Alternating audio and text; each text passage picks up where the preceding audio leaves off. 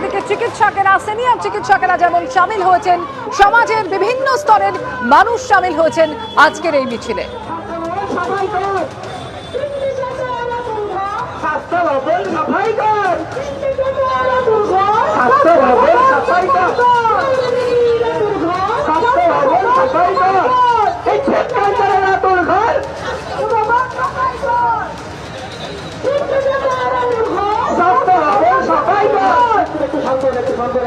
একটু ডানদিকটা খালি করতে হবে, একটা অ্যাম্বুলেন্স আটকে আছে, ডানদিকটা একটু খালি করুন, একটা অ্যাম্বুলেন্স আটকে আছে,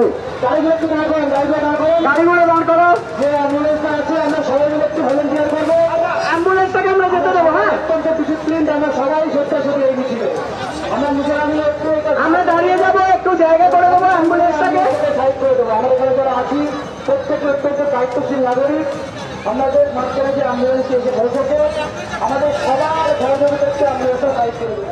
আমি মিছিলে হাঁটতেই এসেছি আজকে। কি মনে করছেন এতগুলো দিন হয়ে গেল?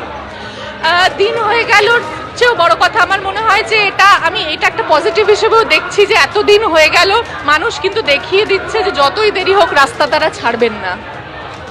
মানে রাস্তায় মানুষ আছেন, সামনে পুজো, কিন্তু আমরা সবাই আপনারাও আমরাও দেখছি যে পুজোর উৎসবের আমেজ এবার অন্যবারের চেয়ে কম, কারণ মানুষ সত্যি সত্যি এই বিষয়টা নিয়ে অনেক বেশি মন দিচ্ছেন, উৎসবে যতটা মন দিচ্ছেন তার থেকে। আপনাদের ইন্ডাস্ট্রির বহু মানুষ নেমেছেন, আবার অনেকে নামেননি, কি বলবেন? সবটা মিলেই বলছি যে আমার মনে হয় এটা খুব ব্যক্তিগত একটা জায়গা, কে কিভাবে প্রতিবাদ করছে এটা আমরা জানি না। যারা রাস্তায় নেমেছেন তাদেরকে আমরা দেখতে পাচ্ছি, যারা নামেননি তারা হয়তো অন্য কোনোভাবে প্রতিবাদ